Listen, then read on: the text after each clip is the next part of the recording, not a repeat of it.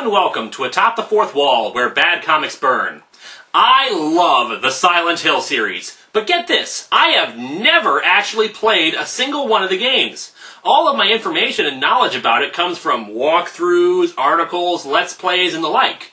For those unaware, Silent Hill is a survival horror video game franchise that takes place in the fictional town of Silent Hill. A slew of horrific, inhuman creatures stand in your way as you try to uncover some mystery, be it about the town or your character's own past. Silent Hill 2 has one of the most well-thought-out and complex storylines in any medium, with symbolism that continues to be deconstructed and analyzed today. They're not perfect games, since some of the plot aspects seem pretty dang obvious, and the voice acting ranges from passable to just downright laughable. Oh, man. What a dream. However, being a fan of the horror genre, I find the actual stories to be fantastic. Hell, I even love Silent Hill 4: The Room for the supernatural mystery of being locked in your own apartment, from the inside no less. And there have been several Silent Hill comics, but this one is well known for its utter suckitude. So let's dig into Silent Hill Dying Inside number 1 and number 2.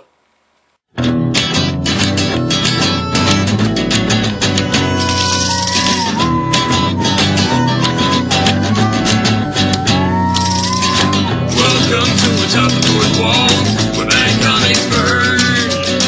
Linkar's gonna teach you all a lesson you won't learn. Rusty, you're not the smartest. Liefeld, you're not an artist. Anyone who's had a bad comic published, it can be your turn. Linkara, he's the man. Punch, where's the birdie hat? Linkara, he has a magic gun. Where'd he purchase that? Linkara. Amazon the drugs, Linkara. This comic sucks, Linkara.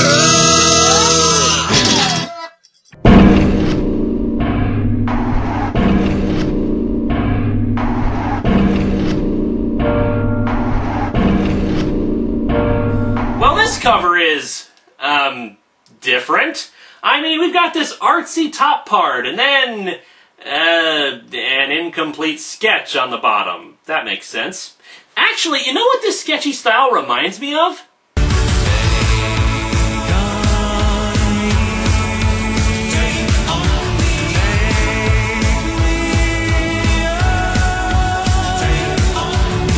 We open to Art Attack! Get it away! So yeah, this comic opens to a woman with a huge mouth and more teeth than a Rob Liefeld drawing. That's a good sign, right? We see a woman being chased through the streets by a freakish little girl holding a bunny rabbit doll. So Lynn, I've got one for ya. What has 2 heads, 1 mouth, and no brains? Ooh, Michael Moore! The thing behind me that's gonna rip you to pieces and eat your bloody entrails. Oh, like there's such a big difference. Yeah, you may have noticed the art style present. When I did my 5-panel comic about the series, I got some negative feedback about the fact that I dissed the artwork, but you know what? I stand by my opinion. I will freely admit that Ben Templesmith is a great artist with a unique style, but here it's just terrible. It looks lazy and haphazard at best. It doesn't invoke the haunting atmosphere of Silent Hill. It looks like somebody forgot to finish coloring the damn thing. Characters' proportions and appearances change from panel to panel. But don't worry, the art gets much worse later. Anyway, some woman named Lynn is cornered by this little girl. I'm sure that gaping wound in her and her ominous expression means she's perfectly normal. However, before the girl can order her silhouetted monsters to attack, a shotgun is cocked. Show of hands, who wants Silent Hill vs. Army of Darkness? This Bruce Campbell wannabe promptly blasts off the head of one of the monsters, ordering them to leave Lynn alone. Oh, come on, Lynn. A big, strong man to save you? That's the best you could think up? Kid, when you're being chased by a demonic Dakota Fanning and her army of monsters, you can't exactly be picky, now can you? As the little demon child vanishes, we see Lynn with a shaved head inside of a padded cell. I guess she must have gotten the bad ending when she played. We cut to Dr. Troy Abernathy at a book signing. Everyone wants a piece of me. Agents, attorneys, managers. Robert Downey Jr. for some reason. So one poorly drawn fan of his book tells him about how his book, with a really long title and worst cover design in the history of humankind, changed her life. She also hints about his wife, who apparently died recently. However, the autograph he signs in her book just says, "You're beautiful. The Argento uptown. Room 618. Wow, a bold choice on the part of the writer. Usually in a Silent Hill game, we play for several hours before we learn that the protagonist is an asshole. But this comic cuts the crap and makes us hate him right away. Cut to the next morning with a single caption box. Unsatisfying. I love it when the comic describes itself for me. No, don't go. I'll do anything you want. Anything. Alright then, put on this clown suit and call me Daryl. Yeah, I know, I'm messed up.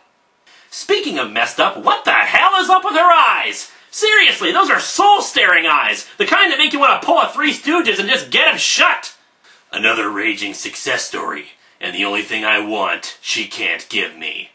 Proper auto insurance. Damn you, Progressive, you lied to me! So over to what I can only presume to be a hospital with 10-foot ceilings in its hallways.